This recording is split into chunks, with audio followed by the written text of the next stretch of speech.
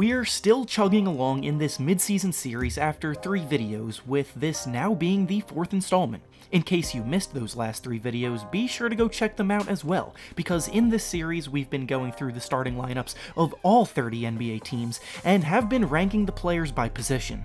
In the first 3 videos, we ranked the point guards, shooting guards, and small forwards, so for today's video, we're now moving on to the power forwards.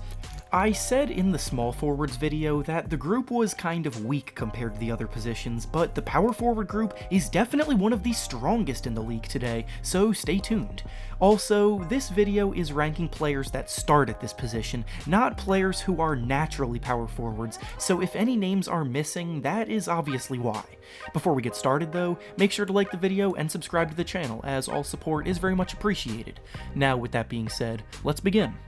Starting at the bottom of the list and working our way up to the number 1 spot, we have Trey Lyles of the San Antonio Spurs. Lyles technically starts, but he doesn't really play starters minutes or produce anywhere near the level of a starter. He's a stretch 4 in theory, but his shot has been unreliable, and the Spurs tend to favor players like Rudy Gay with a bigger role in this spot. He's probably best served as a bench player with a minimum role, but because he technically starts, he's at the bottom of this list. Up next at number 29, we have Moe Harkless of the Los Angeles Clippers. Harkless is purely out there to play solid defense, spot up from 3, and make good cuts to the basket off the ball. He doesn't have a big role on the team, but he doesn't need to have a big role because he's surrounded by offensive talent like Kawhi Leonard, Paul George, Lou Williams, and Montrezl Harrell, amongst others.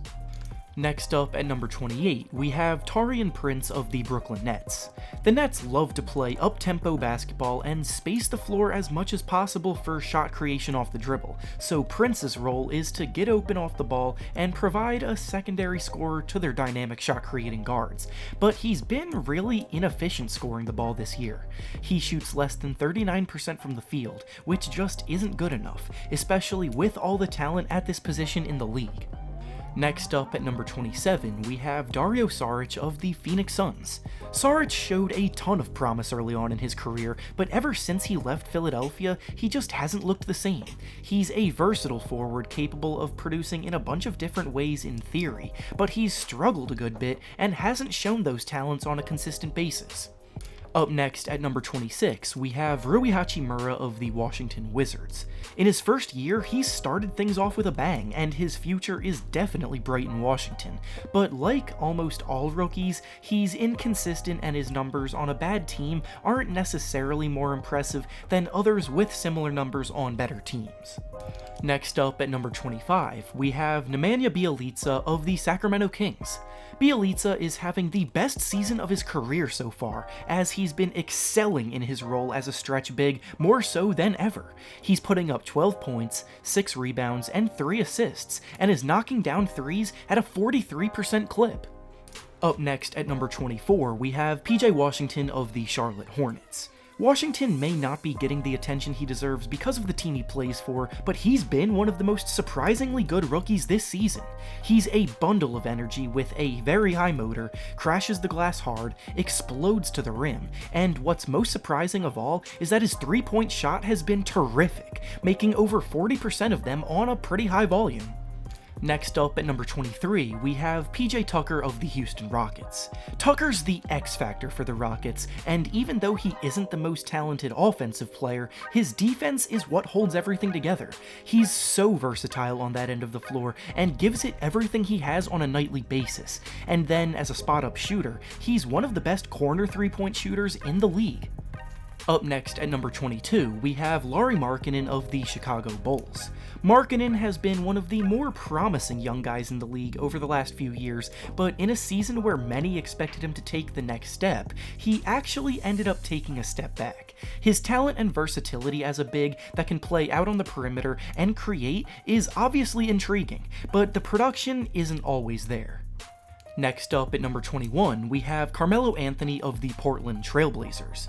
Carmelo's comeback to the league has been amazing to watch, and beyond the narrative, he's been legitimately productive.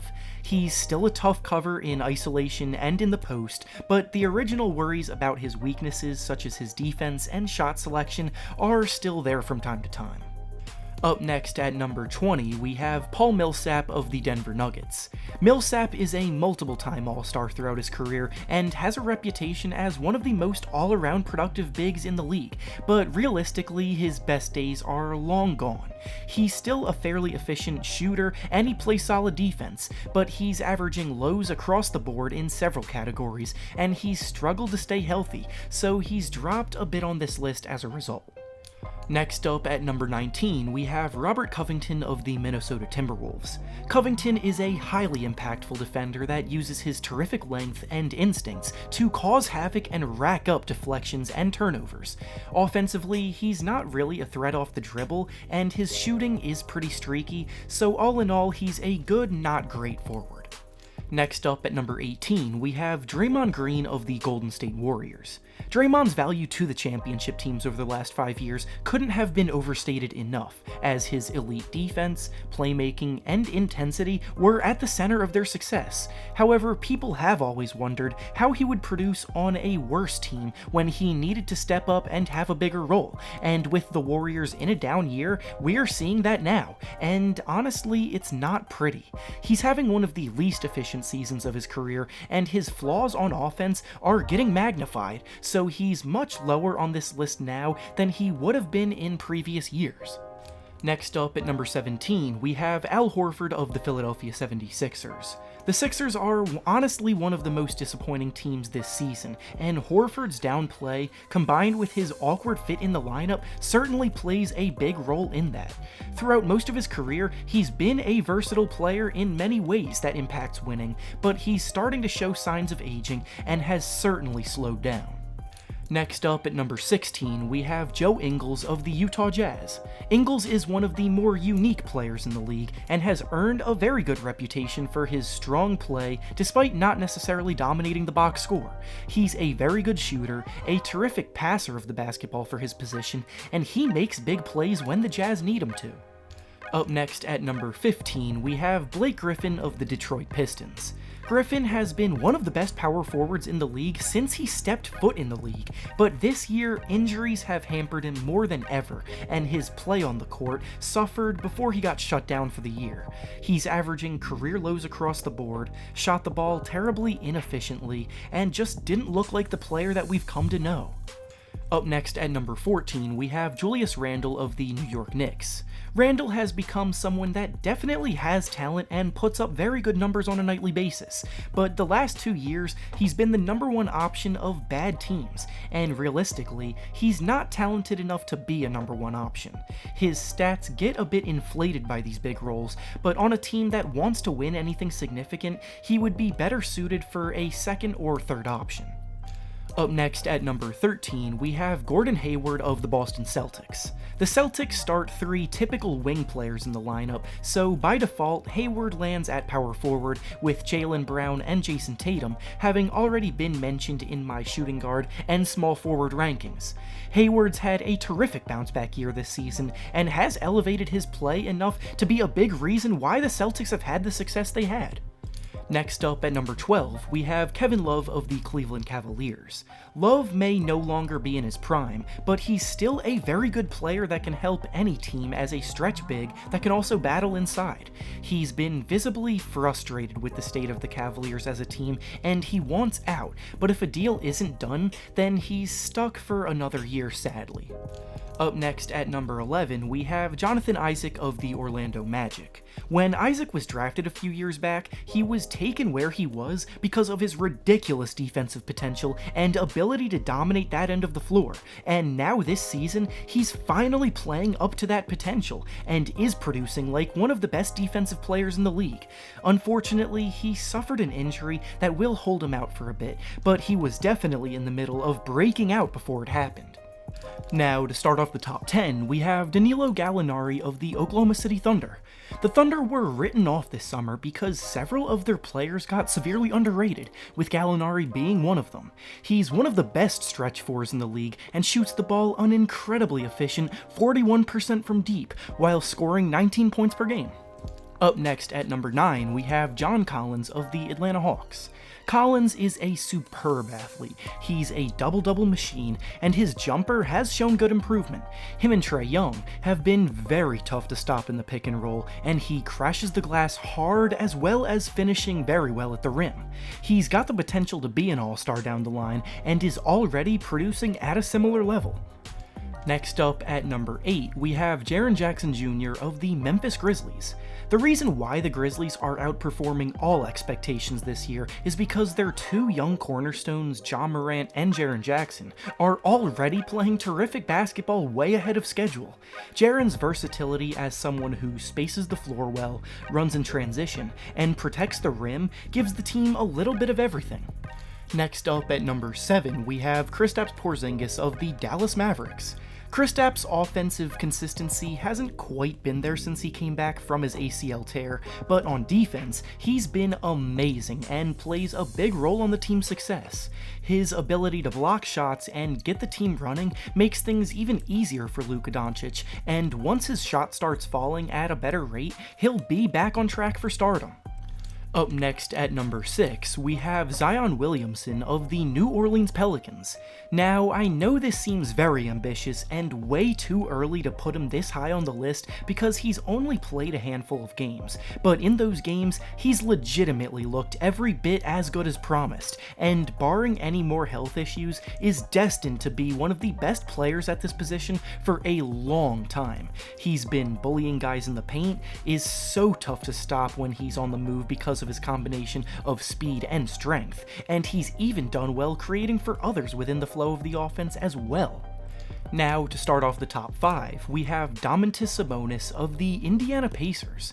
Without Oladipo healthy, the Pacers started running two big man lineups, and Sabonis has flourished in a bigger role to the point where he was named an all-star this year. He's putting up 18 points, 13 rebounds, and almost 5 assists per game, and his strength in the post and polished skill make him the X factor for the Pacers' success. Next up at number 4, we have Bam Adebayo of the Miami Heat. Bam was a bench player most of his career before this season, so when he stepped into the starting lineup, he was ready.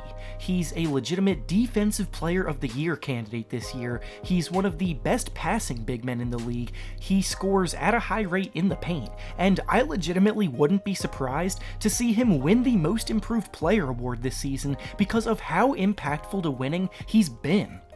Up next at number 3, we have Pascal Siakam of the Toronto Raptors. Siakam won last year's Most Improved Player award, yet came back this year and got even better. He too made his first All-Star game. He's putting up 24 points per game. His speed as a big man makes him a huge mismatch for most bigs that defend him, and he's helped the Raptors stay near the top of the standings despite losing Kawhi Leonard in the offseason. Next up at number 2 on this list, we have Anthony Davis of the Los Angeles Lakers. The Lakers paid a steep price for him this summer, but he's been every bit worth it. Him and LeBron James have made a match made in heaven, and together, they've elevated the Lakers to the top of the West. His defense is phenomenal, he can handle a large brunt of the offensive load, and in the paint, very few can slow him down. And finally, coming in at number 1 on this list, we have Giannis Antetokounmpo of the Milwaukee Bucks. Giannis is the runaway MVP once again this season, and he has the Bucks easily at the top of the league standings. He's producing at a rate very few have ever produced on both ends of the floor. He's a one-man wrecking crew when he picks up a head of steam, and barring any major changes, he will once again be named MVP of the league. And with that being said, that's all I have for you today. Make sure to like the video, subscribe to the channel, and comment down below how you would rank the players at this position. Thanks for watching, and I'll see you all next time.